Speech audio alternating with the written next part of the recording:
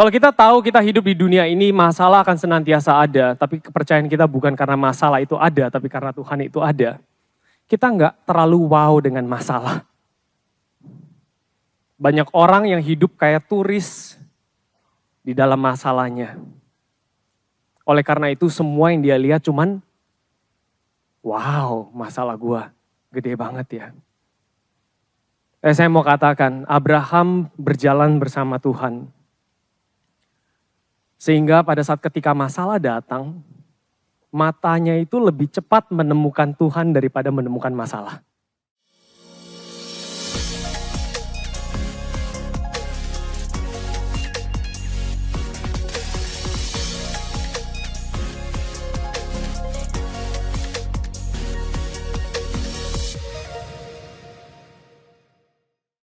So, pagi-pagi mungkin juga masih pada loading, it's okay. So, but again, it's always an honor, satu hal yang luar biasa untuk kita berada di rumah Tuhan. Saya percaya di sini pembendaharaan Tuhan ada, penyediaan daripada Tuhan nyata dalam kehidupan kita. So, kita masuk dalam bulan yang baru, yaitu di bulan Juni. Kita masuk dalam tema yang baru. Selama dari Januari sampai Mei, kita mengikuti kejadian, kitab kejadian, di mana kita melihat kehidupan Abraham. Seorang yang bernama Abraham, enggak dari kejadian 1 ya, dari kejadian sekitar 12-11. Di situ kita melihat kehidupan perjalanan seorang yang bernama Abraham. Kita melihat bagaimana Tuhan membentuk Abraham melalui berbagai musim kehidupan. Melalui kelaparan. Berapa dari Anda yang pernah mengalami kelaparan di tempat ini? Pernah lah ya. Telat makan aja bisa lapar gitu. Tapi ini adalah musim kehidupan di mana Abraham mengalami kelaparan. Dia sampai harus pindah kota ke Mesir. Kemudian bagaimana Abraham mengalami penantian. Saya yakin banyak dari kita di tempat ini bahkan saat ini sedang menantikan sesuatu. Abraham juga melewati yang namanya musim kehidupan di mana dia mengalami kegagalan, ketakutan, ujian bahkan melalui begitu banyak rintangan yang mengungkapkan kita dapat lihat siapa sebenarnya Abraham dan terlebih lagi siapa Tuhan yang menyertai Abraham. Nah dalam bulan ini, bulan Juni ini kita masuk dalam tema yang baru yaitu Legacy of Promise. Legacy of Promise, suatu warisan daripada perjanjian. Perjalanan Abraham bersama Tuhan tidak berhenti hanya pada Abraham. Karena kenapa? Karena anak-anaknya melihat kehidupannya. Perjalanan itu menjadi warisan, menjadi kesaksian, menjadi iman yang diteruskan kepada generasi berikutnya. Kita akan sama-sama baca nanti dari pasal 23 sampai 26 sepanjang bulan ini. Kita akan melihat bagaimana kehidupan Abraham terus menggaungkan kesetiaan Tuhan bahkan menjelang akhir hidupnya di pasal yang ke-24. Kita akan melihat bagaimana penyertaan Tuhan atas Abraham menjadi petunjuk, perlindungan, dan berkat bagi bukan cuma Abraham, tapi bagi anak-anaknya, bagi Ishak, warisan bagi generasi berikutnya. Berbicara mengenai warisan, banyak dari kita berpikir warisan itu hanya uang, properti, bisnis, sesuatu yang mungkin bisa dihitung, sesuatu yang mungkin kita bisa lihat. Tapi berapa banyak dari kita tahu bahwa apa yang kita bisa lihat, juga bisa kita habiskan. Semua itu bisa habis, semua itu bisa hilang, semua itu bisa berubah. Tapi pagi hari ini saya ingin mengajak setiap dari kita untuk sadar pada saat kita melihat kehidupan seorang Abraham, kita lihat sebenarnya yang diwariskan oleh Abraham itu bukan hanya sekedar uang. Pada saat itu Abraham banyak uangnya.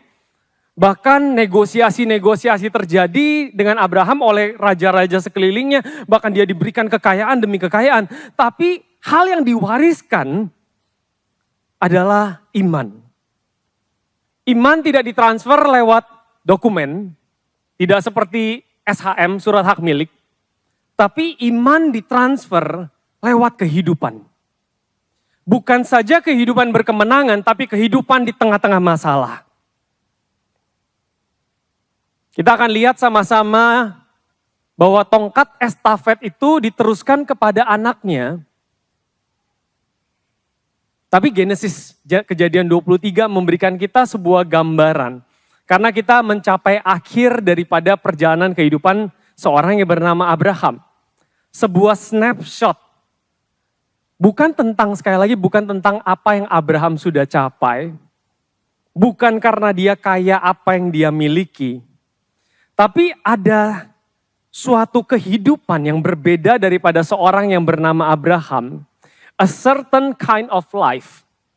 Gaya hidup, cara hidup, kehidupan dari seseorang di mana dia menghidupi a life yang set apart, yang berbeda dengan orang-orang yang ada di sekitarnya. Dan a life set apart yang Abraham pertontonkan itu menjadi warisan bagi generasi berikutnya. Di dalam kita bergereja, kita beragama, seringkali kita terfokus kepada peraturannya, kepada cara bertindak sebagai seorang Kristen. Harusnya bagaimana? But at the end of the day, pertanyaannya adalah what makes God's people? Apa yang membuat orang-orang Tuhan? Dalam konteks ini Abraham kita akan sama-sama pelajari. What makes God's people different from the world? Apa yang membuat kita beda dari orang dunia?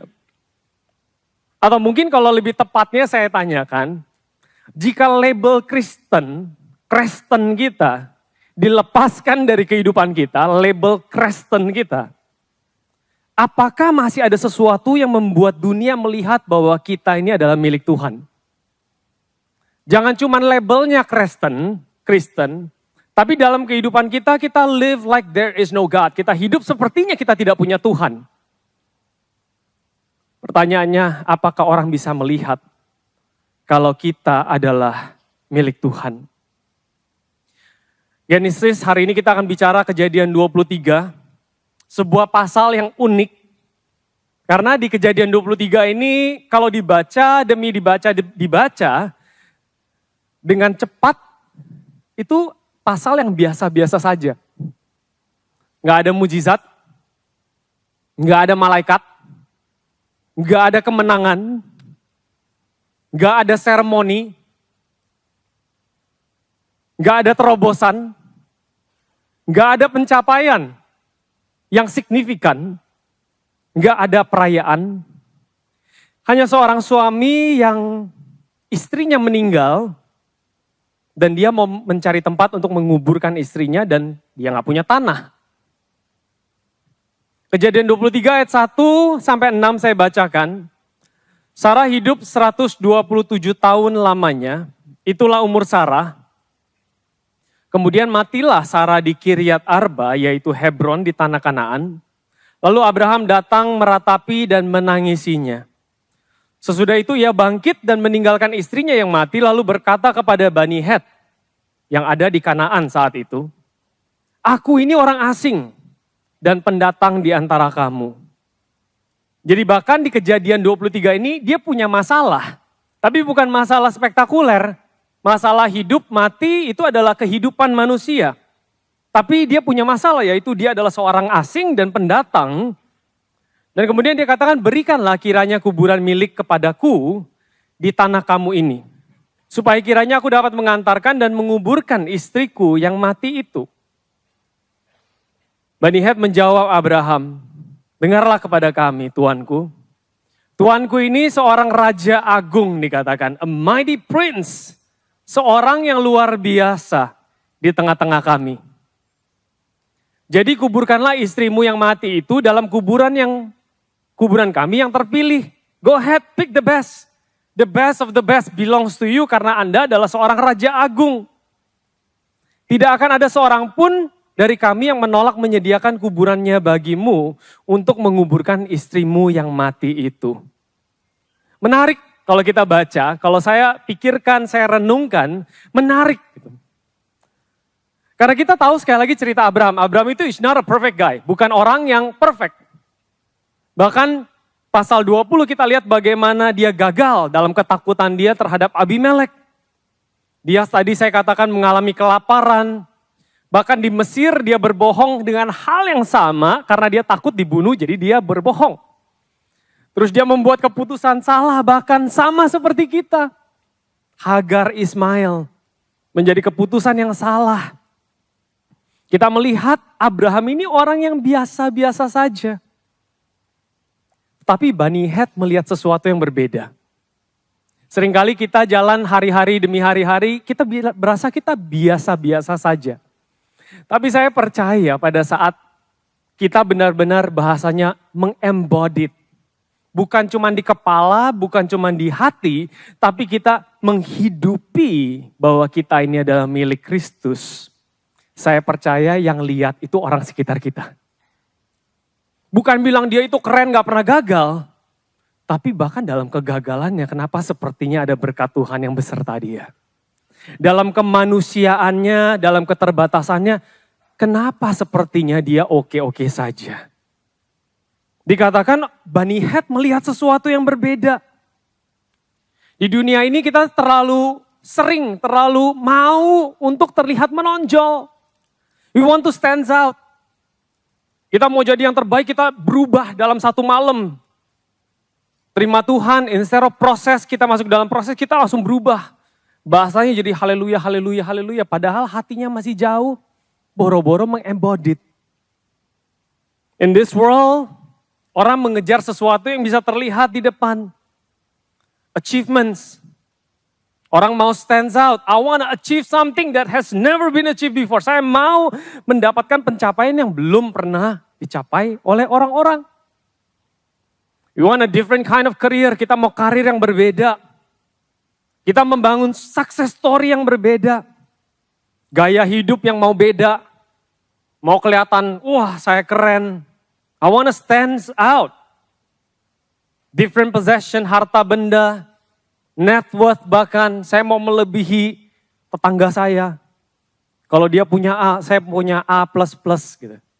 Biar kelihatan kita mau menonjol. Tapi Kejadian 23 ini menunjukkan sesuatu yang berbeda. Abraham tidak terlihat menonjol. Bahkan dia bisa punya semuanya, tapi saat itu dia tidak punya tanah bahkan untuk mengubur istrinya. Chapter ini enggak spektakuler dari sisi Abraham. Tapi sekali lagi dari Bani Het, jadi orang lain, itu melihat sesuatu yang berbeda. Bahkan kalau ada boro-boro baik, Abraham ini lagi enggak dalam keadaan baik-baik saja. Ia sedang berduka kehilangan, tidak memiliki tanah untuk menguburkan. Bahkan ia harus nge-back orang lain, minta izin kepada orang lain, dan berada di posisi yang rentan. Tapi saya percaya di sini Abraham doesn't necessarily nggak mesti stands out, tapi dia stands apart. Bukan tampil menonjol, tapi tampil berbeda. Kejadian 23, buat saya baca, saya renungkan adalah suatu report card dari perjalanan 100 tahun bersama dengan Tuhan. Sekali lagi bukan report card dari apa yang Abraham capai atau apa yang Abraham kumpulkan. Tapi dari report card yang bisa dilihat sama orang lain. Pertanyaannya adalah, Bani Het ini ngelihat apa di Abraham? What did they see? Apa yang mereka lihat? Poin pertama yang saya mau bagikan di tempat ini adalah different problem, same God. Itu yang mereka lihat. Begitu banyak masalah. Kejadian 12 kelaparan, kejadian 13 konflik, kejadian 16 keputusan yang salah, kejadian 18 menunggu janji, kejadian 20 ketakutan, kejadian 22 mempersembahkan Ishak. Anaknya yang dia tunggu-tunggu, tapi dia harus persembahkan. Kejadian 23, kehilangan Sarah. Masalah, masalah, masalah, masalah, masalah. Different problems. Abraham tidak lepas dari masalah, atau tepatnya banyak masalah, atau lebih tepatnya masalah bertubi-tubi kagak selesai-selesai. Doa saya adalah pagi hari ini firman ini relate to you. Anda bisa sadar bahwa God is about to do, Tuhan mau mengerjakan hal yang besar dalam kehidupan kita. Bagaimana cara kita menanggapi masalah dalam kehidupan kita? Sebagai parent of 4, saya punya 4 anak. Yang pertama udah 17 tahun. Waktu anak pertama saya lahir, saya sempat share ini di graduation berapa hari yang lalu, anak saya yang TK. Saya pikir waktu pertama lahir, anak pertama, saya pikir saya sedang membesarkan anak gitu. It's all about anak ini gitu. Anak kedua, saya belajar bahwa saya senantiasa belajar gitu. Setelah anak keempat, ternyata saya sadar Tuhan itu bukan sedang membesarkan anak saya saja, tapi sedang membesarkan bapaknya gitu. Saya yang dibesarkan ternyata. Saya yang bertumbuh. Masalah demi masalah yang saya hadapi sebagai parenting, bahkan sebagai parents, sebagai orang tua, bahkan di satu saat di mana I feel so down, saya merasa benar-benar down. Actually saya bilang sama istri saya udah gak menjadi pastor lagi. I don't wanna be pendeta lagi. Istri saya nanya kenapa? Ngurus anak aja gak becus, ngurus jemaat gitu. But thank God, many times saya diizinkan untuk bertemu dengan komunitas sekolah, komunitas teman-teman yang mengingatkan saya bahwa jangan dengan gampang keluar dari masalah. Tapi izinkan Tuhan untuk ada di tengah masalah Anda in His way. Satu hal yang saya sadari bahwa setiap anak menjadi kurikulum yang berbeda buat saya. Pada saat saya merasa saya sudah bisa, that's the moment saya akan sangat struggling. Karena seringkali dalam kita menghadapi masalah, masalahnya itu bukan masalahnya. Tapi karena kita tidak familiar dengan masalahnya. Kita pikir harusnya anak nongolnya gak kayak begini gitu. Instead of kita mempelajari, kita gak masuk akal, emang gak pernah masuk akal karena lu harus belajar. Setiap anak membawa kurikulum yang berbeda. Dan dalam setiap musim Abraham mengalami kurikulum yang berbeda. Tapi yang menarik adalah dari segala masalah yang berbeda, Tuhannya kelihatan sama. Tuhan yang sama dialami. Different problems, same God. Masalah berubah-ubah tapi Tuhan sama. Yang membuat Abraham berbeda bukan karena masalahnya besar, masalahnya kecil. Kadang-kadang kita suka banding-banding, masalah lu kecil, masalah gua gede, lu kagak ngerti. Bla bla bla. Atau masalah lu sulit, masalah gua mudah, masalah lu sulit. It's not that. Yang membuat Abraham berbeda adalah bahwa di setiap masalah dan musim kehidupan, ia menemukan Tuhan yang sama. Yang setia dalam kehidupannya. Pernah pergi ke tempat baru, kalau kita pergi ke kota baru lagi traveling, kita jadi turis, ngelihat gedung, wah gitu kan. Ngelihat jalan, wah ini jalannya gede banget. Terus lihat makanan yang berbeda sama kita, wah gitu. Cuaca yang kalau di Jakarta panas gitu, ngelihat yang dingin-dingin kayak wah gitu. Disedot aja anginnya beda gitu. Semua wah. Kalau kita lagi jalan-jalan, kita sangat sadar dengan lingkungan sekitar karena semuanya wah. Tapi kalau Anda tinggal di kota itu 10 tahun, bahkan gedungnya udah gak kelihatan. Lagi pergi kerja, terserah gedungnya ada, pokoknya biarin aja. Karena it's not problem. Apa yang berubah pada saat Anda sudah 10 tahun dalam kota tersebut? Apakah kotanya tiba-tiba berubah? Gedungnya tiba-tiba hilang? Anginnya tiba-tiba berubah? Most probably enggak. Yang berubah adalah fokus kita. Kalau kita tahu kita hidup di dunia ini masalah akan senantiasa ada, tapi kepercayaan kita bukan karena masalah itu ada, tapi karena Tuhan itu ada. Kita nggak terlalu wow dengan masalah. Banyak orang yang hidup kayak turis di dalam masalahnya. Oleh karena itu semua yang dia lihat cuman, wow, masalah gua gede banget ya. Saya mau katakan, Abraham berjalan bersama Tuhan. Sehingga pada saat ketika masalah datang, matanya itu lebih cepat menemukan Tuhan daripada menemukan masalah. Dia dengan cepat bisa sadar kalau Tuhan itu ada jauh daripada dia melihat masalah itu. This is the report card.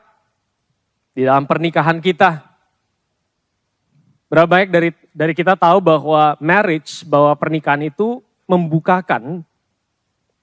Marriage not only reveals who we love, but it also reveal how we respond, bagaimana cara kita meresponi pada saat love becomes difficult.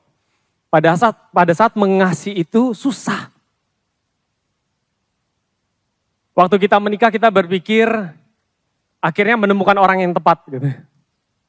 Akhirnya setelah beberapa tahun ternyata baru sadar kalau kita menikahi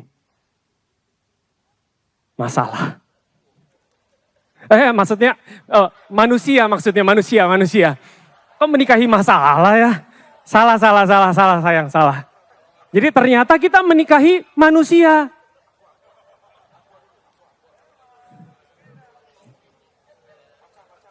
Yang bermasalah.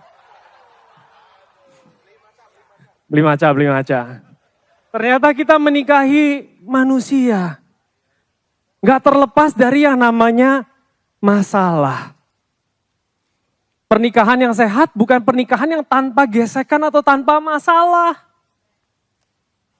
Tapi pernikahan yang menemukan kasih karunia, pengampunan di tengah-tengah gesekan atau masalah. Yong, kamu juga nikahin masalah kok.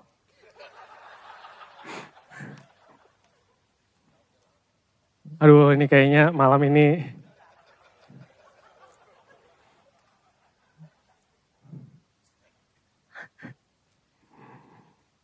dan kita bisa lihat itu terjadi dalam kehidupan Abraham. Kalau masalah menghalangi kita untuk bisa dekat sama Tuhan, saya rasa kita nggak akan pernah dekat sama Tuhan. Masalah nggak akan, bahkan sebaliknya. Tiap kita melihat masalah dalam diri kita ataupun sekitar kita, kalau kita menempatkan mindset kita benar, itu menjadi alasan untuk kita lari ke Tuhan. Amin. Apapun kita pakai untuk alasan kita datang ke Tuhan. Tentunya bukan cuma masalah, bahkan keberhasilan. Kita pakai itu untuk dilihat kayaknya kalau gue sendiri gak mungkin bisa berhasil. Pasti campur tangan Tuhan. Kita pakai semua kesempatan untuk mengarahkan kita kepada Tuhan. Di kitab Kejadian ini gak menunjukkan bahwa Abraham senantiasa percaya sama Tuhan. Tapi di Kejadian ini menunjukkan bagaimana respon Abraham ketika mempercayai Tuhan itu menjadi hal yang sulit. Faith reveals not only what we believe. Faith, iman, reveals how we respond when trusting God becomes difficult. Pada saat mau percaya Tuhan tuh susah gitu. Bagaimana cara kita maneuver in that? Bagaimana cara kita meraungi ketidakpercayaan kita? Itu yang dilihat oleh anak-anak kita.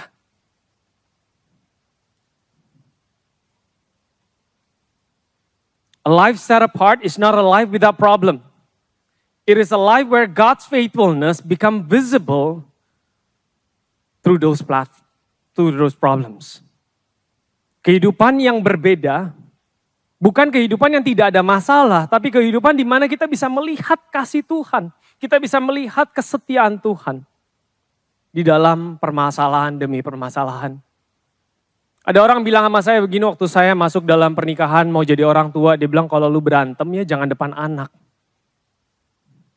Gak boleh. Kenapa? Biar gak nurunin yang gak bener gitu. But I don't like that idea. Saya gak suka ide itu. Saya kalau berantem sama istri saya, cekcok. We try to keep it as healthy as possible. Walaupun kadang-kadang kurang healthy. Tapi kita mau itu dipertontonkan depan anak-anak kita. Kenapa? Karena saya percaya generasi berikutnya ini gak boleh generasi yang merasa bahwa life is without conflict. Tapi dia mesti belajar dari kita bagaimana orang tuanya itu mengatasi konflik. Bagaimana dalam perbedaan, pandangan, mereka bisa melihat bahwa they still stick around. Mereka masih bersama. Rasanya sih udah kayak pengen bubar kadang. Oh, muntah rasanya. Lebih lagi gue ke toilet malam ini. Bisa relate? Bisa relate? Rasanya gak tahan, bahkan dalam pacaran aja kadang-kadang dealing with your pacar aja mau muntah rasanya. Tapi bagaimana kita melihat dalam segala permasalahan, kita masih terus percaya sama Tuhan. Tuhan bisa memulihkan. Tuhan bisa memulihkan dalam doa, dalam kepercayaan. Bahkan saya mau ajarin anak saya how to solve conflict. Baik dari kita berantem di luar, masuk kamar, tiba-tiba baikan. Anak-anak bingung, ngapain lu di kamar gitu kan. Oh, caranya baikan adalah masuk ke kamar, keluar beres. Dia pikir magic box. Kadang-kadang mungkin kita selesai di dalam, tapi keluar saya ceritain. Tadi dari mami ada disagreement. But disagreement happens, this and that. Saya percaya itu sesuatu yang kita mau wariskan. Bukan generasi yang kena konflik langsung, aduh bapak emak gue gak pernah berantem gitu. Gak pernah berantem depan lu kali. Gak mungkin gak pernah berselisih. Tapi bagaimana kita menghadapi perselisihan? Masalah yang bertubi-tubi selama puluhan tahun Abraham menghidupi suatu kehidupan yang berbeda, a life set apart. Dunia mengajarkan kita untuk menjadi problem conscious, people conscious, self conscious. Fokus kepada problem, fokus kepada orang, fokus kepada diri. Tapi Abraham dalam kehidupannya mengajarkan kita untuk God conscious. Dia melihat Tuhan. Human conscious versus God's conscious. Sarah meninggal, Abraham masih berduka, belum memiliki tanah. Tapi Bani Het berkata, Tuanku ini adalah Raja Agung, Mighty Prince di tengah-tengah kami. Mereka meninggikan Abraham. Tapi yang kerennya adalah orang yang di dalam Tuhan, orang yang God conscious itu gak ke dirinya sendiri. Wah, karena nama baik saya, karena saya keren. Enggak seperti itu, dia God conscious.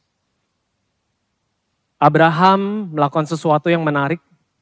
Pada saat dia dipuji sedemikiannya, Anda adalah Raja Agung, Mighty Prince, silakan ambil tanah ini aja, apapun yang terbaik. Anda bisa pilih yang terbaik. Ayat 7 dikatakan kemudian bangunlah Abraham lalu sujud kepada Bani Het. Wow. What a legacy. Sebuah warisan yang dipertontonkan di depan keluarganya. Dia dipuji, dia gak bilang, gue keren loh, lihat nih gue keren, lihat nih. Weh, selama ini Tuhan sudah bekerja. Enggak. Dia tahu bahwa Tuhan yang bekerja bukan dia. Bahkan bukan cuma sekali, di ayat 12 dikatakan lalu sujudlah Abraham di depan penduduk negeri itu. Mereka meninggikan Abraham, tapi sebaliknya Abraham merendahkan dirinya.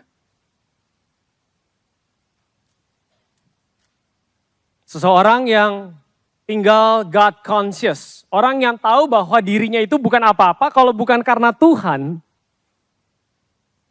Itu gak gampang mengambil pujian dan ditempelin ke mukanya. Orang yang hidupnya dari pujian akan berubah ketika dipuji. Ya, orang yang hidupnya dari kritik akan berubah ketika dikritik. Tapi orang yang hidup dalam penyertaan Tuhan memiliki suatu kestabilan yang berbeda. Mereka menyebut Abraham raja, Abraham malah membungkuk. Mereka meninggikan Abraham, Abraham malah merendahkan dirinya. Karena dia tahu, it's not me, it's God.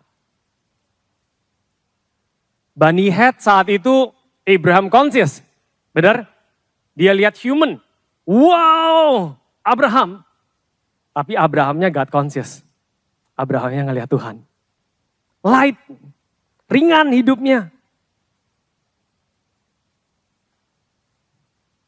Itulah sebabnya kita lihat kalau Anda baca chapter ini, Abraham gak panik. Abraham gak maksa. Abraham gak ngoyok. Abraham gak manipulasi. Tidak merasa berhak. Tidak berkata akhirnya lu sadar juga kalau tanah ini memang udah dijanjikan Tuhan ke gua. Akhirnya lu sadar juga, gak begitu. Sebaliknya ia menghormati. Ia membungkuk, bahkan ia membayar. Dan angka yang dia bayar itu mahal. 400 sikal perak. Karena apa? Karena di kejadian lain, tanah yang sama itu harganya cuma 1/4. Dibeli sama Daud. Dia membayar. Mengapa saya percaya? Karena Abraham sudah terlalu sering melihat Tuhan bekerja dalam kehidupannya. He sees God. Bahkan di hari-hari kita belajar di hari pertamanya dia bisa keluar dari Ur Kasdim, dari Haran. Banyak orang berpikir bahwa sekali lagi itu adalah ketaatan buta. Tapi firman Tuhan gak bilang itu ketaatan buta.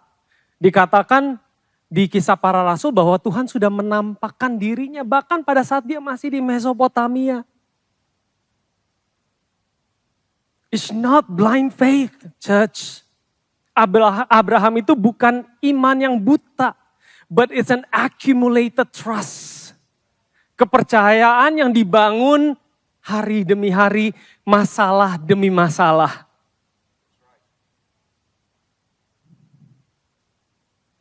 The more Abraham saw God through his problem, lebih banyak lagi Abraham melihat bagaimana Tuhan bekerja.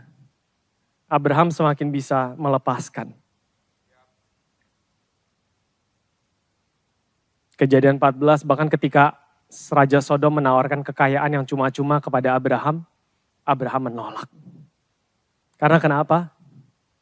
Karena Abraham gak ingin hidupnya menjadi cerita tentang Raja Sodom. Bagaimana Raja Sodom memberkati dia. Atau bahkan tentang dirinya. Ia ingin hidupnya menjadi cerita tentang Tuhan. Karena hidup yang dibangun atas pencapaian manusia sangat rapuh. Ketika kita jatuh semuanya ikut runtuh. Tetapi hidup yang dibangun di atas kesetiaan Tuhan akan tetap berdiri. Karena sumbernya bukan kita, tapi Tuhan. Ini adalah Injil buat kita, it's the gospel. Sama seperti Tuhan yang setia, Yesus Kristus setia dalam kehidupan kita. Iman Kristen bukan berkata, lihat betapa setianya kita. Amin. Tapi iman Kristen berkata, lihat betapa setianya Kristus.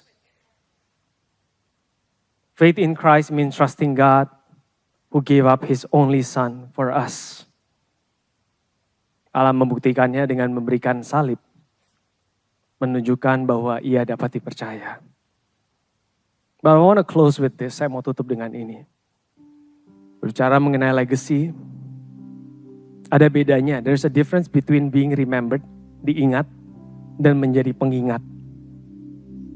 Banyak dari kita berpikir bahwa legacy adalah biar kita diingat, being remembered. Banyak orang yang mau diingat. Tapi Abraham menjadi reminder. A reminder that God is faithful. Kehidupan kita Apakah kita mau diingat? Diingat 4 generasi juga namanya saja sudah tidak tahu. Berapa baik di sini yang tahu nama kakek buyut? Mentok-mentok kakek.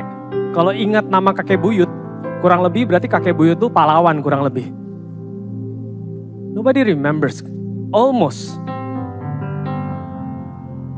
Let your life, biar izinkan kehidupanmu, not being remembered, but be a reminder that God is faithful. Ketika Bani Het melihat Abraham, sebenarnya mereka nggak ngelihat Abraham.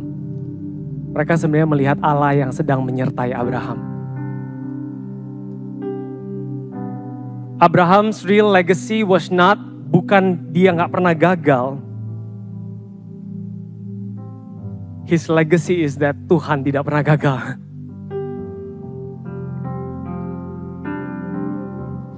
Baik dari kita mengejar nama baik, bukannya itu buruk. Tapi nama baik kita kalau dilihat-lihat juga banyak tidak baiknya.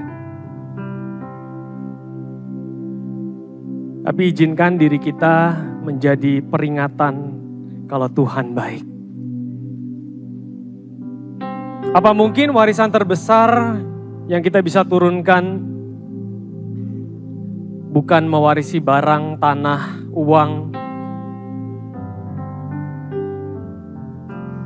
tetapi mereka mewarisi same God, Tuhan yang hidup di Abraham, Tuhan yang menyertai Andi, adalah Tuhan yang akan menyertai anak-anak Andi.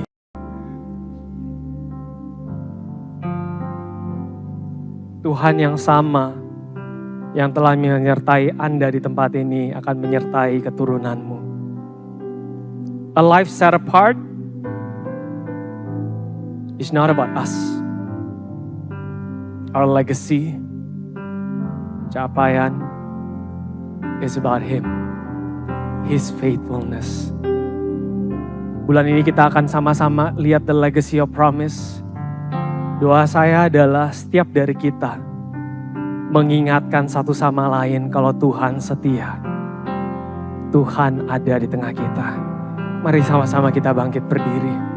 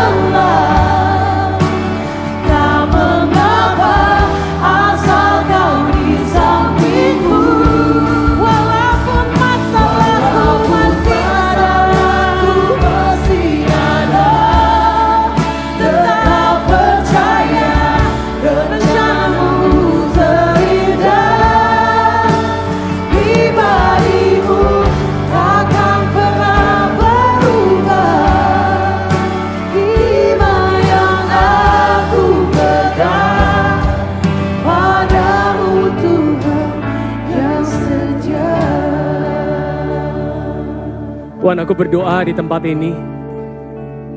Sama seperti bangsa Israel yang berada di padang gurun. Mereka digigit ular. Tapi di firman Tuhan dikatakan siapapun yang menolehkan matanya kepada tiang,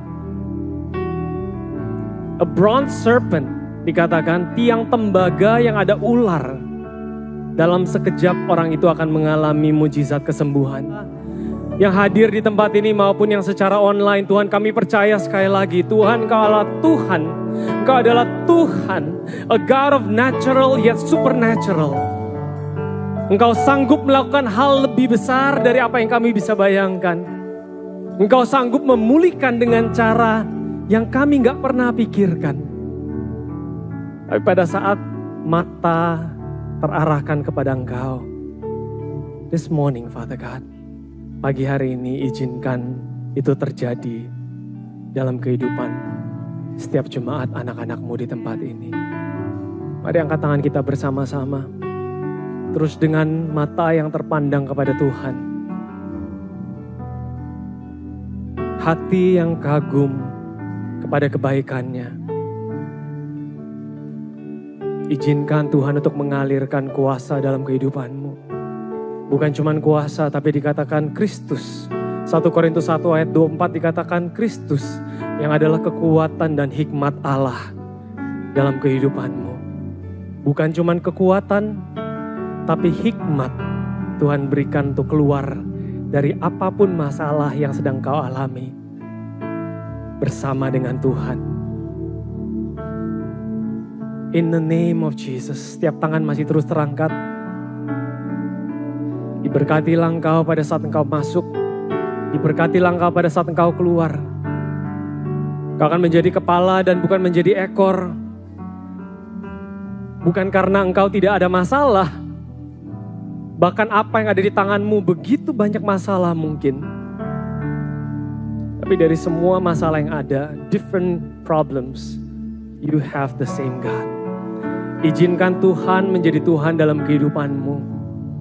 Dan apa yang engkau alami, harta yang engkau miliki yaitu Yesus sendiri, akan menjadi sesuatu yang engkau bisa wariskan. Orang bisa melihat kalau Tuhan hidup di dalam kehidupanmu. Terlepas dari masalah, kelemahan, dan keterbatasan, Tuhan nyata di dalam kehidupanmu. Tuhan, aku berdoa sekali lagi. Tuhan, aku berdoa saat ini urapan-Mu mengubah, mengalir. Di dalam nama Tuhan Yesus, setiap dari kita yang menerima kuasa kasih Tuhan, sama-sama kita sorakkan. Amin. Amin, amin, amin, amin. Praise God, God bless all of you. Happy Sunday.